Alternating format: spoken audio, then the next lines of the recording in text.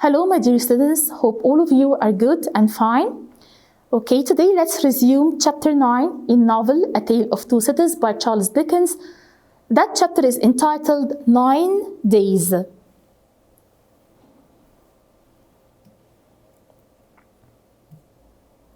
Setting, as we all know, it's all in England, by the way, and just in one place, which is Dr. Manette's house in Soho Square.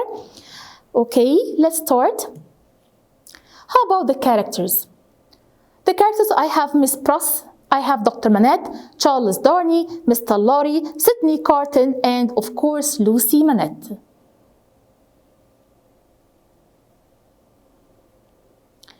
The main incident of the chapter is that Lucy, she was getting married to Charles Darnay. Before going to the church, Darnay would reveal his identity, expose his identity to Dr. Manette. He's going to fulfill his promise, as we all know in chapter 7. After marriage, or after getting married, the couples, Darnay and Lucy, would travel to spend their own honeymoon for 9 days, which is the title of our chapter. During Lucy's absence, Dr. Manette suffered from a loss of memory. Sydney Carton was the first one to offer congratulations to the couples after their return. On the wedding morning, okay, Lucy, of course, she looked stunning in her own dressing a wedding gown, of course. She was so gorgeous, beautiful, as we all know. Miss Pross and Mr. Lorry were proud of her and kept recalling back memories when she was still young, and when Mr. Lorry carried her and moved her out from France to England when she was about 2 years old. And during that time, meanwhile, Darnay was talking to Dr. Manette privately in a separate room, in which he was revealing his identity and the reasons for leaving England and France and settling down in England. So he was fulfilling his own promise. It was arranged that after marriage, Lucy, she's going to spend her honeymoon, okay, for 4 weeks. The first 2 weeks, Lucy and Darnay would travel alone to a certain place to have their honeymoon. And in the other 2 weeks, they're going to go to a place called Wales. And Wales also is part in England, okay?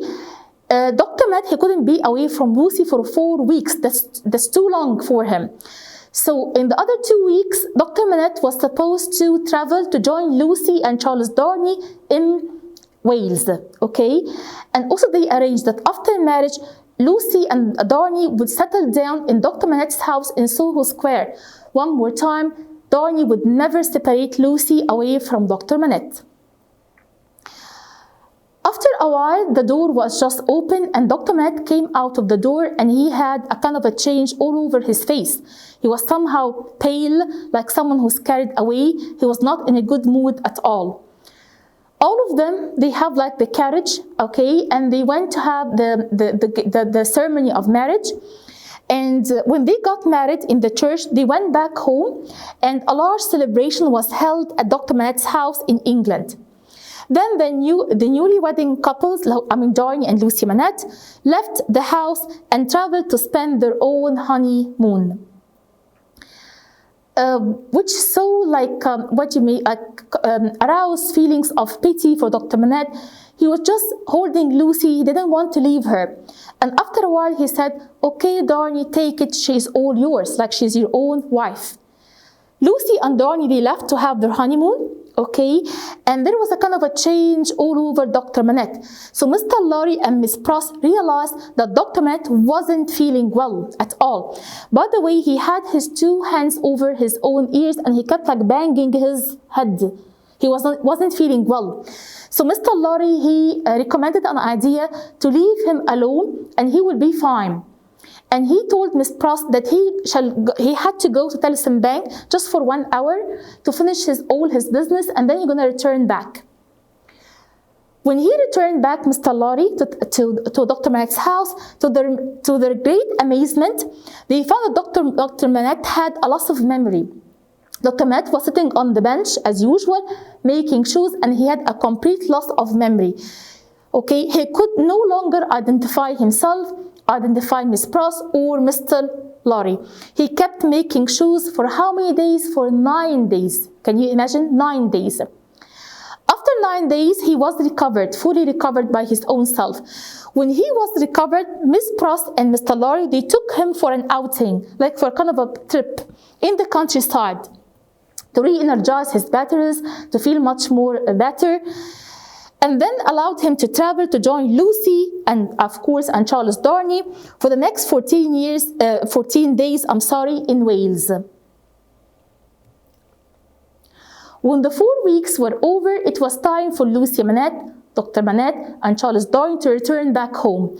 So they returned back home to Soho Square. The first person who showed up to offer congratulations for the couples was simply Sydney Carton. When the couples returned back, Sydney Carton visited Darnay, offering congratulations on his marriage to Lucy. He apologized, what I mean by the word he, I mean Sydney Carton, for his insolent, rude behavior previously in the tavern. Remember the tavern part? Remember what did he do, Sydney Carton, when just threw that kind of a glass over the shoulders of Darnay, and the glass of one was broken into small pieces. Do you remember this part? That scene, I mean? So here he was just offering a kind of apology for what he did. Furthermore, moreover, he asked to be Darnay's friend, and he asked Darnay for permission to pay them a visit at least 4 times in the whole year, just 4 times.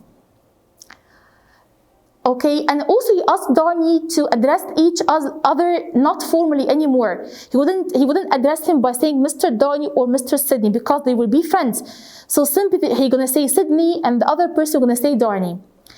They shook hands, and Sydney Carton, he left very satisfied, so happy, okay?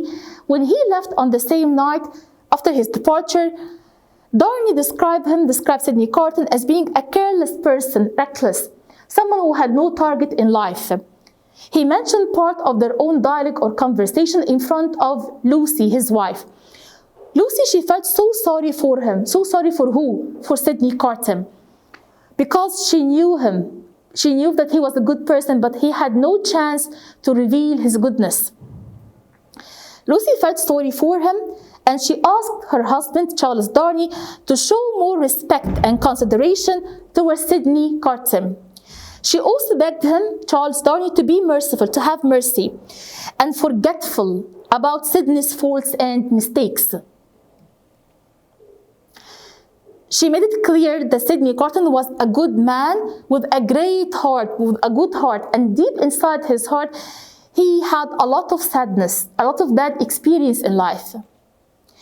She reminded her husband, Charles Darnay, how strong they were in their own happiness and how weak he is, which is Sydney Carton, in his own loneliness, solitude.